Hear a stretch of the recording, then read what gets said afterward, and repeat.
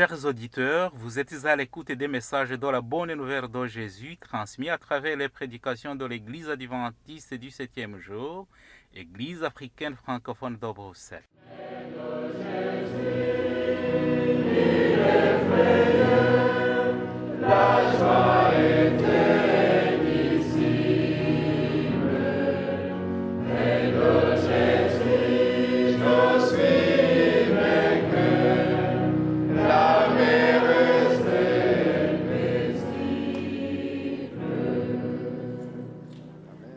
C'est ainsi qu'a commencé la bonne nouvelle de Jésus-Christ, le Fils de Dieu.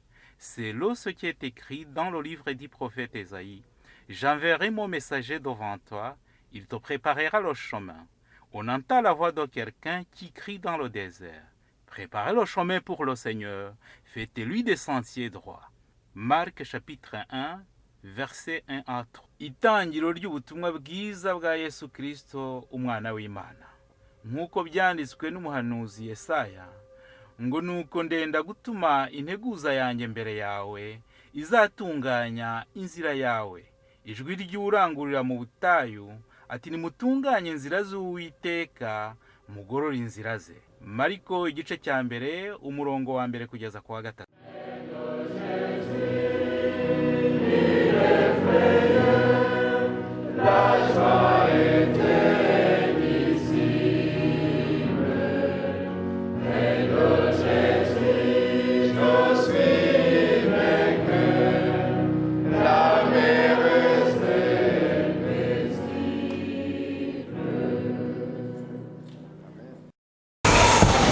Maranatha. Maranatha. Urubyiruko rwacu rurakoze ruraririmbye ruti hafi yawe Mana. Merci à nos jeunes qui viennent de chanter tout près de toi Seigneur. Icyo ni icyifuzo cya buri wese. C'est le désir de chacun de nous. Kuko kure y'Imana nta cyiza gihari. Parce que loin de Dieu, il n'y a rien de bon. Nta n'ubuzima buhari. Il n'y a pas de vie. Iyo rero ni indirimbo yacu twese hafi yawe Mana. Ça devrait être un chant pour chacun de nous. Ni indirimbo kandi ni isengesho. C'est un chant et c'est une prière. Imana ishimwe ko yaduhaye uyu mwanya. Dieu merci qui nous a donné cette occasion.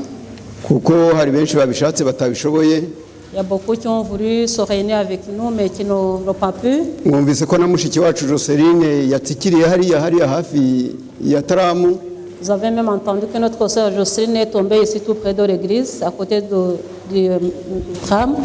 Murabona rero ko kugira ngo umuntu aze byonyine agera hano mu rusengero ni ubuntu bugeretse ku bundi. Le fait de venir jusqu'ici à l'église, c'est une grâce inoubliable, indéterminable. Dukomeze kumuzirikana kandi tumushyire imbere y'Imana.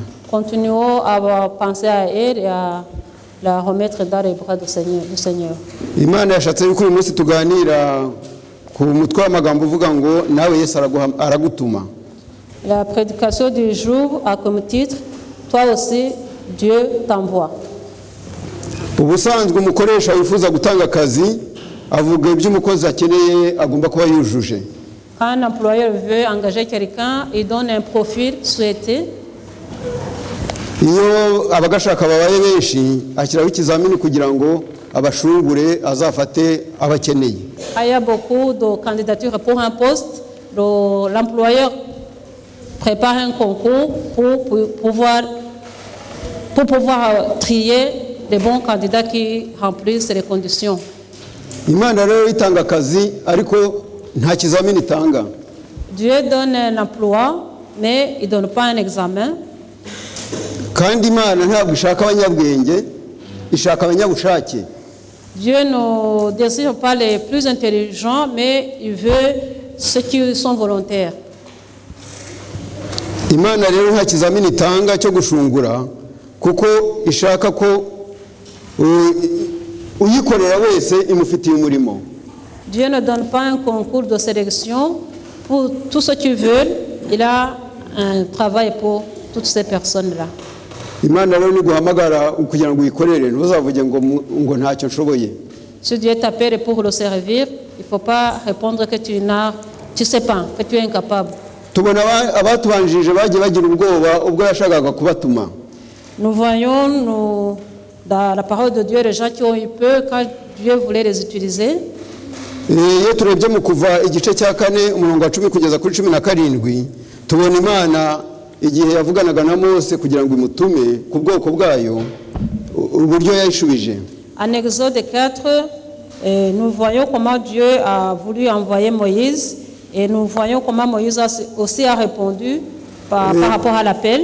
Kugira ngo ducunguze uburyo umwete ndasoma mu Kinyarwanda mu Gifaransa barabireba kuri tableau. Pour gagner un peu de temps, je vais lire en Kinyarwanda et la version française sera projetée. Kuva igice cya 4 kuva ku murongo wa 10 kugeza ku wa 17 handitswe ngo Mose abwira Uwiteka ati Mwami na mbere sindi ntyoza mu magambo n'ubu nubwo uvuganye nanjye umugaragu wawe kuko ntabasha kuvuga vuba kandi ururimi rwanjye rugatinda.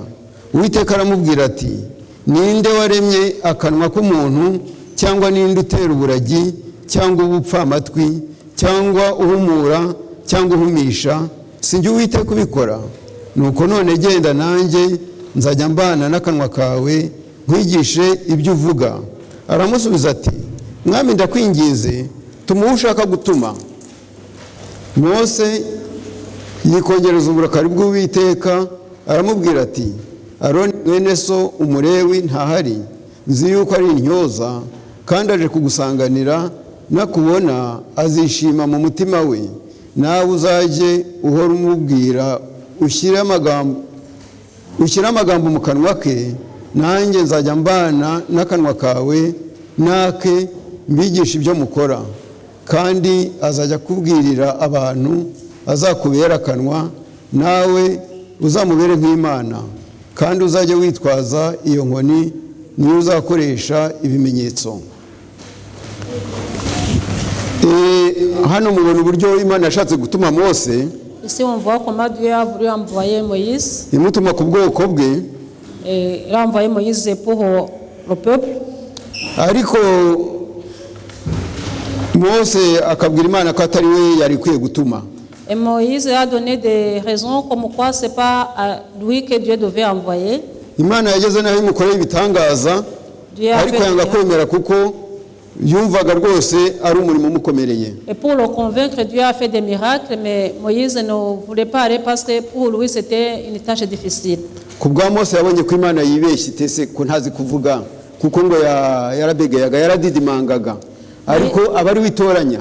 Moïse se voyait incapable pour être envoyé par Dieu parce que sa bouche et la langue étaient embarrassées, mais Dieu avait déjà choisi Moïse. Est-ce que Dieu se trompe? Pour lui, Dieu s'était trompé.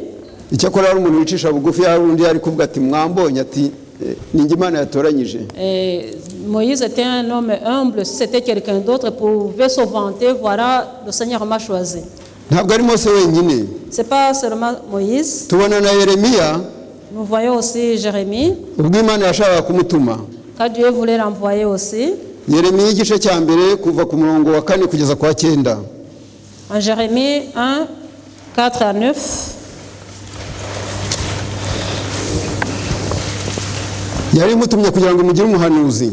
Il a envoyé pour être un prophète.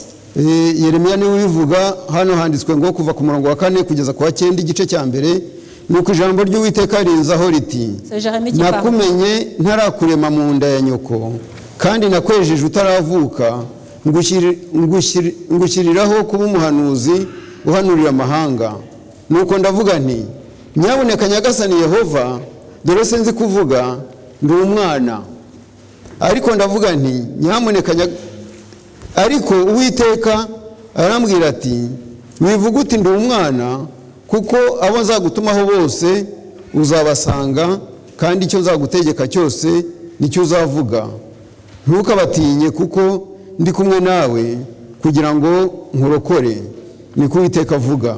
Uwiteka ahera ko arambura ukuboko kwe ankora ku munwa maze Uwiteka arambwira ati nshyize amagambo yanjye mu kanwa kawe dore ngushyize hejuru y'amahanga n'ibihugu by'abami kurandura no gusenya kurimbura no kubika no kubaka no gutera imbuto. Urabona Yeremiya nawe yumvaga atari Imana yagombye guhitamo. Jérémie aussi à son tour Pour lui, il pensait que ce n'était pas lui que Dieu devait envoyer. kuko ngo yari umusore kandi ntabwo yari intyoza. Il était jeune, mais il n'était pas aussi trop actif en parole. nawe yabonye ko Imana yibeshye. Pour lui aussi, Dieu s'était trompé. ivuga iti hari abantu bazobereye, iramubwira iti tumundi. Et il dit à Dieu, je pense que tu peux envoyer quelqu'un d'autre. Il y a d'autres qui savent déjà bien parler. ariko Imana yaramubwira iti wowe nakumenye ntarakurema mu nda ya nyoko. Et Dieu lui a répondu qu'il l'a connu avant même de le créer dans le ventre de sa mère. ni ukuvuga ko yari imuzi, yari izi intege nke afite. Dieu le connaissait, il connaissait ses faiblesses. yari izi ko akiri umusore koko, Il savait bien qu'il était encore jeune, ariko yamumenye itaranamurema. mais il l'avait déjà connu avant sa création. nuko iramubwira iti nzajya nshyira amagambo yanjye mu kanwa kawe. Et il lui dit, je mettrai mes paroles dans ta bouche. we yari nka mikoro gusa, Et Jérémie était comme un micro. ariko yaranze. Il a refusé. wowe nanjye rero Yesu aradutuma. Et toi et moi, Jésus nous envoie. ibyo tubibona muri Matayo igice cya 28. Nous voyons ça en Matthieu chapitre 28. ni imirongo izwi cyane, umurongo kuva ku wa 18 kugeza kuri 20. C'est un passage très connu. handitswe ngo nuko Yesu arabegera avugana nabo ati nahawe ubutware bwose mu ijuru no mu isi, nuko mugende muhindure abantu bo mu mahanga yose abigishwa, mubabatiza mu izina rya Data wa twese n'Umwana n'Umwuka wera, mubigisha kwitondera ibyo nababwiye byose, kandi dore ndi kumwe namwe iminsi yose kugeza ku mperuka. ubu butumwa rero Yesu yabahaga abigishwa be, uyu munsi abigishwa be ni wowe ni njyewe. Ce message, Jésus l'a donné à ses disciples, mais aujourd'hui, ses disciples sont toi et moi. ntitugereho urwitwazo ngo tuvuge nka Mose, Nous ne devons pas avoir des excuses comme Moïse, ngo tuvuge ko tutazi kuvuga kandi tudafite n'ubumenyi buhagije. disant que nous n'avons pas trop de connaissances, que nous ne savons pas aussi parler. ngo tumere nka Yeremiya, tuvuge tuti, umuntu akavuga ati nibwo nkibatizwa, tuma bariya bamaze imyaka n'imyaka mu itorero bamaze kuba ibigugu. Ou bien comme Jérémie, on peut donner des excuses en disant non, c'est pas à moi, envoie ceux qui sont dans l'église depuis longtemps. Moi, je viens d'être baptisé, je connais pas beaucoup de choses. Imana ishobora kugutuma uri mutoya rwose, uri umwana, Dieu peut t'envoyer étant enfant ou jeune, ugatanga ubutumwa bwayo kuko niyo iguha amagambo. et tu peux donner le message parce que c'est le Seigneur qui te donne les paroles. ntabwo rero ugomba kwisuzugura wowe, Tu ne dois pas te minimiser. nk'uko nanone umuntu atagomba kwishyira hejuru. Comme non plus, on ne peut pas se mettre en hauteur. ariko iyo Imana iguhaye ubutumwa iraguherekeza, ntabwo ugenda wenyine. Mais quand Dieu te donne un message, il t'accompagne, tu n'es jamais seul. Yesu yabwiye intumwa ze ati ndi kumwe namwe kugeza ku mpera y'isi. Jésus a dit à ses disciples, je suis avec vous jusqu'à la fin du monde. murumva rero yuko iyo Yesu adutumye aba ari kumwe natwe. Vous comprenez bien, quand Jésus nous envoie, il est toujours avec nous. iyo Imana iguhisemo ibizi ukuntu bizakugendekera. Quand Dieu te choisit, il connaît aussi ta destinée. ibiza aho ufite intege nke kandi ibizi uburyo izagushoboza muri ubwo butumwa. Il sait que tu as des faiblesses, mais il sait comment il va te soutenir pour porter son message. Imana rero nk'uko yabwiye Yeremiya, Imana ituzi itaraturema mu nda za ba mama. Comme Dieu a dit à Jérémie, Dieu nous connaît avant même de nous créer. Imana rero izi buri wese nk'uko yabwiye Yeremiya, kandi yiteguye kugira ngo imukoreshe kandi imukoreremo. Dieu connaît chacun de nous, comme il a dit à Jérémie, et il est prêt à nous utiliser et à être en nous déjà pour nous donner son pouvoir. Ndagira ngo turebere hamwe ukuntu Imana iyo ikoresheje umuntu ikoresha uwo ari we wese. Nous allons voir ensemble comment quand Dieu utilise les gens, il utilise n'importe qui. Chacun, il peut utiliser chacun de nous. Turareba mu Bami ba kabiri igice cya 7. Nous allons voir en 2 Rois chapitre 7, kuva ku murongo wa mbere kugeza kwa 11. du verset 1 à 11. hano umutwe w'amagambo uravuga ngo Elisa ahanura yuko bagiye gukira. Deux Rois chapitre 7 du verset 1 à 15. Handitswe ngo Elisa aravuga ati nimwumve ijambo ry'Uwiteka. Uwiteka avuze ngo ejo nk'iki gihe ku irembo ry'i Samariya indengo y'ifu y'ingezi izagurwa shekeli imwe kandi indengo ebyiri za sayiri nazo zizagurwa shekeli imwe.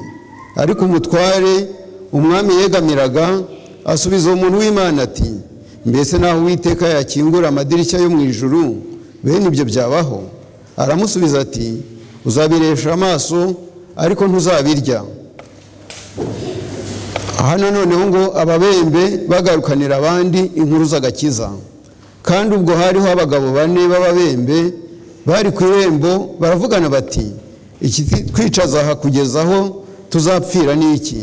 Ariko twavuga tuti twinjire mu murwa kandi inzara iwurimo twawugwamo, kandi nidukomeza kwicara hano gusa nabwo turapfa. Nuko noneho nimuze dukeze ingabo z'Abasiriya, niba dukiza tuzabaho, niba twica ni ugupfa. Mukabwibwi barahaguruka bajya mu rugerero rw'Abasiriya.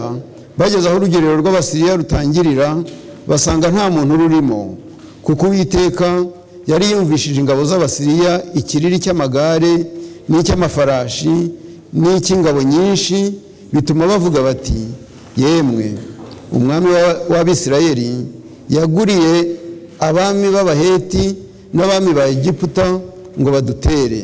Bahera ko barahaguruka nimugoroba hari mu kabwibwi bata amahema yabo n'amafarashi n'indogobe zabo uko urugerero rwakabaye, barahunga ngo badashira. Nuko abo babembe bageze aho urugerero rutangirira binjira mu ihema rimwe, bararya baranywa, bakuramo ifeza n'izahabu n'imyambaro, baragenda barabihisha. Baragaruka binjira mu rindi hema, bakuramo ibindi, baragenda barabihisha. Hanyuma baravugana bati ibyo tugira ibi si byiza, kuko uyu munsi ari umunsi w'inkuru nziza, tukicecekera. Niturinda ko bucya tuzagibwaho n'urubanza. Nuko nimuze tugende tubwire abo mu rugo rw'umwami. Nuko baragenda bageze ku murwa, bahamagara umurinzi w'irembo, baramubwira bati twageze mu rugerero rw'Abasiriya, nuko dusanga nta muntu rurimo, nta uhakomera keretse amafarashi n'indogobe biziritse, kandi amahema ari uko yakabaye. Maze uwo murinzi ahamagara abandi babibwira b'ikambere ibwami. Hano iki gitekerezo Abasiriya, ingabo z'Abasiriya zari zaragose umurwa warimo Abisirayeli. Ici, dans ce passage, les Syriens avaient entouré la ville des Israélites. Twibuke yuko kera umurwa mukuru cyangwa imirwa bayikikizaga ibisika cyangwa inkike z'amabuye. Rappelons-nous qu'à l'époque, les grandes villes étaient entourées par des murailles. Hari mu ntambara rero noneho abasirikare b'Abasiriya bari baragose uwo murwa. Et c'était en fait un moment de guerre, et les Syriens entouraient déjà cette ville-là, umurwa w'i Samariya, la ville de Samarie. Nuko bose batinyaga gusohoka. Et tout le monde avait peur de sortir. Ababembe rero nk'uko tubizi, ibibembe byaranduraga, ababembe bacibwaga mu bantu. Et comme nous le savons, les lépreux étaient déjà isolés parce qu'ils ne devaient pas être avec les autres parce que leur maladie était contagieuse. Ababembe rero ubwo bategerezaga utwo abantu babajugunyiye, abavuye guhaha, abasohotse mu murwa bagiye guhaha, mbese bari abantu bifashisha. Et les lépreux étaient toujours derrière les murailles, en dehors de la ville, et ils ne mangeaient que les choses que les gens qui passent leur donnaient. Kubera rero hari intambara umurwa waragoswe, abantu ntibasohokaga. Comme c'était le moment pendant la période de guerre, et les gens ne sortaient pas de la ville. Nabo inzara irimo bicira mu murwa imbere. Les gens qui étaient à l'intérieur de la ville étaient déjà affamés. baba bembe rero nabo bategerezaga amakiriro kuri abo bantu kutwo babahaye urumva nabo inzara yari bamereye nabi. Et les lépreux qui étaient à l'extérieur de la ville, qui n'attendaient que les gens qui sont dans la ville qui leur donnent à manger, n'avaient rien aussi à manger. Nuko ababembe twumvise ko ari ababembe bane nibwo bavuganye batariko n'ubundi twarapfuye twebwe. Ariko aho kugira ngo rero tugwe hano ntabwo twaje imbere mu murwa nubwo batunena baduciriye hanze ntitwajayo kuko inzara yadutsindamo n'abarimo nabo ntacyo barya. Et les lépreux, ils étaient au nombre de 4. Ils se sont dit l'un à l'autre, nous allons mourir d'ici. Ceux qui sont à l'intérieur, eux aussi vont mourir. Et nous aussi, nous sommes ici, nous attendons la mort. Batireka tugende rero tujye mu kigo cy'abariya nubwo ari abanzi ari bo bagose bene wacu tujeyo nibashaka batwice nibashaka badukize. Ils ont pris la décision d'aller du côté des ennemis. Ils se disent, si nous sauvent, nous sauvent, si nous tuent, on nous tue. De toute façon, notre destinée, c'est la mort. Sinzi abantu bajyaga bavuga ngo gupfa ntawe byishe n'ababembe nabo bumvaga barapfuye bakavuga bati quand tu attends la mort, nibashaka batwice. Il n'y a rien qui te fait peur, de toute façon tu sais que tu vas mourir. Ariko dupfe byibuze twagezeyo batwiyicira ubwabo. Et les lépreux se disent, nous allons vers le camp des ennemis. Si nous sauvent, nous sauvent. Si nous tuent, nous tuent. Il n'y a pas de problème. Nuko rero twumvise ko bagiye bagera kuri hahandi b'abasirikare bari baragose umurwa bari basanga amahema yababereye aho. Quand ils sont arrivés dans le camp des ennemis, les militaires n'étaient plus là, les tentes étaient vides. Ngo Imana yari yabashyizemo ikintu cy'ubwoba maze bariruka baravuga bati buri umwami w'Isirayeli bati buri yashatse izindi ngabo yashatse amaboko mu bandi bami none buri biteguye kuza kutumara. Nuko icyo kintu kihubi kibazamo cy'ubwoba kibazamo maze baragenda bata byose. Twumvise ko bataye zahabu bata amafaranga bata n'ibindi byose by'agaciro. Et les militaires de ce camp, l'Éternel les a fait peur. Ils ont entendu à eux un peur, ils ont senti la peur. Ils ont dit le roi des Israélites, à mon avis, il a fait l'alliance avec d'autres rois, ils vont nous attaquer. Et ils ont quitté le camp, ils ont laissé des fortunes. Et les lépreux, quand ils sont arrivés, ils n'ont vu personne. Ahubwo batangiye bafata amazahabu bafata amafaranga bafata imyenda myiza baragenda barabihisha. Ils ont commencé à ramasser les habits, de l'or, la fortune, ils sont allés les cacher. Ariko bageze aho baravuga bati ibyo dukora ibi ntabwo ari byo. Mais ils se sont dit en eux que ce que nous faisons c'est pas bien. Bati uyu munsi ni inkuru nziza. Aujourd'hui c'est une bonne nouvelle pour nous. Ni inkuru nziza kugira ngo tujye kuyibwira bari abantu bagotewe mu kigo bagotewe mu murwa. C'est une bonne nouvelle à aller annoncer aux gens qui sont déjà dans la ville et qui ne peuvent pas sortir. Les gens qui vont mourir à l'intérieur de la ville, nous allons annoncer une bonne nouvelle.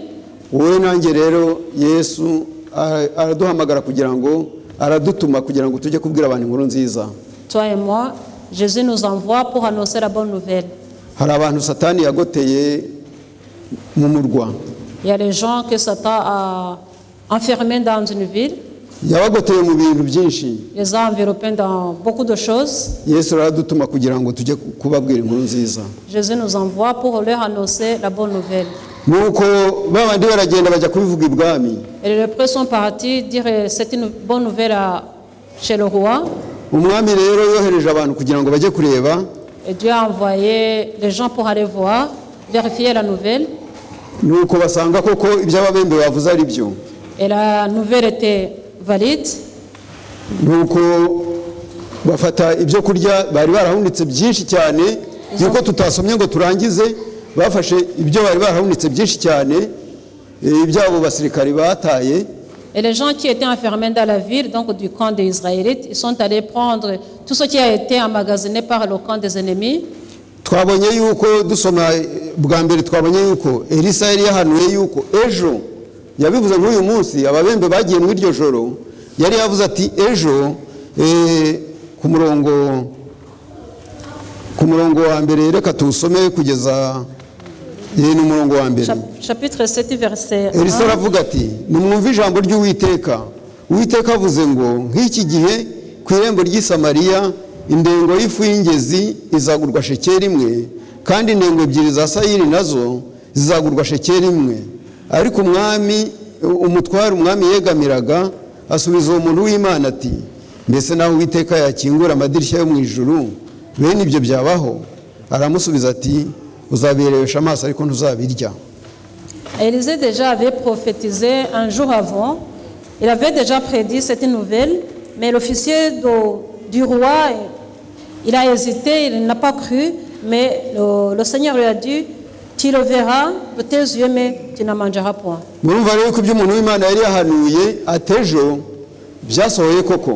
Élisée avait déjà prédit que demain, et les choses se sont déroulées comme il l'avait déjà prophétisé. Parce que le camp des ennemis a laissé tout un stock. Iyo ukomeje gusoma usanga yuko koko ariko byagenze, ibintu bakuye muri icyo kigo cy'abasirikare bari bahunze byatumye abo mu murwa bakira. Quand on continue la lecture, on voit que tout le stock qui était emmagasiné a sauvé le camp des Israélites.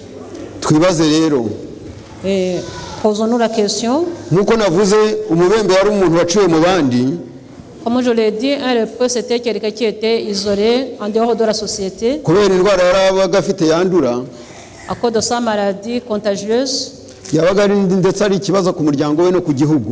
Et pour sa famille et pour le pays, c'était un problème. Et le lépreux aussi se voyait comme quelqu'un qui est inutile.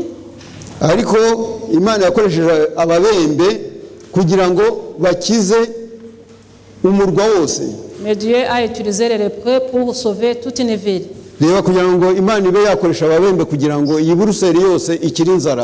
Imaginons si Dieu utilise les lépreux pour pouvoir sauver toute la ville de Bruxelles.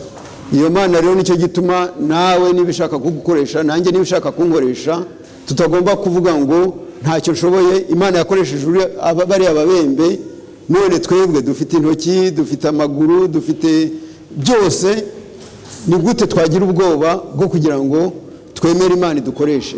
Nous ne devons pas avoir peur de servir Dieu, parce que si Dieu a utilisé les lépreux, nous aussi qui avons les mains, les jambes, nous sommes en bonne santé, Dieu aussi va nous utiliser. Nous ne devons pas nous qualifier d'incapables. Nkuko nabivuze, hari abashonje. Comme je l'ai dit, il y a des affamés qui ont faim de la parole de Dieu, qui ont faim de la bonne nouvelle, qui ont la faim d'avoir l'espérance. Ici, il y a des gens qui se suicident alors qu'ils sont riches. Et ils se suicident. Ces personnes-là ont faim parce qu'ils n'ont pas d'espérance, ils ne voient pas leur destinée. Igihe habaga crise économique, ngira ngo ni muri 2009, hari umuntu wiyahuye muri imwe muri hoteli zikomeye hano hepfo, wari umukire ngo mu rwego rwo hejuru afite amamiliyoni n'amamiliyoni. Au moment de la crise économique, je pense que c'est en 2009, il y a un grand riche qui s'est suicidé ici en bas dans un hôtel.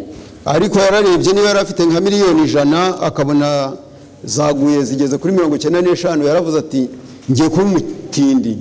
Peut-être s'il avait peut-être 100 millions, qu'il a vu que le taux a baissé, que peut-être il reste 95 millions, il a dit, oh mon Dieu, je vais devenir pauvre. Lui pensait qu'il pouvait avoir 110 au moins.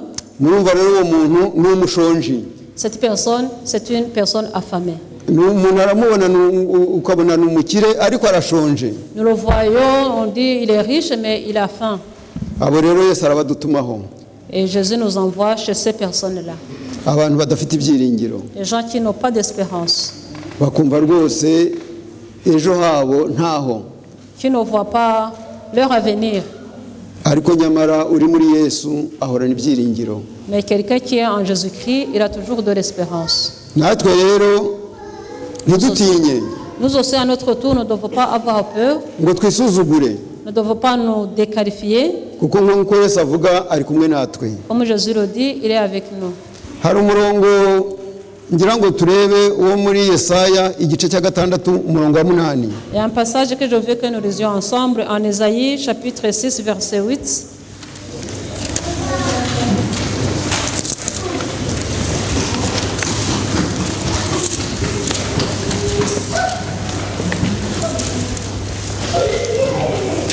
numva ijwi ry'umwami Imana riti ndatuma ninde watugendera, maze ndavuga nti ninjye bari utuma. Bavandimwe rero bashiki banje, Mes frères et sœurs, tumere nka Yesaya. je suis comme Ésaïe. Imana ishaka kudutuma, Dieu qui veut nous envoyer, tuyisubize tuti ndi hano mwami ntuma. répondons, me voici Seigneur, envoie-moi. Imana iduhe umugisha. Que Dieu nous bénisse. Dusenge. Prions. Uwiteka Mana yacu mubyeyi mwiza, Notre Père qui est aux cieux, abana bawe n'abahungu n'abakobwa twongeye kugushima. nous tes enfants, filles et garçons, nous te remercions. Turagushimira mwami yuko wita ku ntama zawe zazimiye. Nous te remercions parce que tu prends soin de tes brebis perdues. Turagushima mwami yuko natwe dutumira kugira ngo dufatanye kuzishaka. Nous te remercions parce que tu nous invites à être avec toi pour les chercher, les trouver. Nubwo dutuma ntabwo ari uko dutunganye, Tu nous envoies pas parce que nous sommes parfaits, n'ubundi tuzi yuko utuma umunyabyaha kundi munyabyaha, et nous savons que tu envoies le pécheur vers un autre pécheur. ariko icyangombwa n'ubutumwa utanga wowe. Mais l'essentiel, c'est le message qui vient de toi. Icyangombwa ntabwo ari utumwa. Et l'essentiel, ce n'est pas la personne qui est envoyée, mais l'essentiel, c'est le message. Nuko tugusabye mwami kugira ngo tumere nka Yesaya tuvuge tuti ndi hano mwami ntuma. Nous te demandons, Seigneur, de nous permettre d'être comme Ésaïe et que nous puissions dire, envoie-moi, Seigneur, kugira ngo duhembure imitima iri kure yawe, pour que nous puissions, Seigneur, apporter la bonne nouvelle aux cœurs qui sont loin de toi, maze abo Satani yagose bose mwami Imana tubazane mu buntu bwawe. pour que les gens qui sont en piège de Satan, nous puissions les ramener vers toi.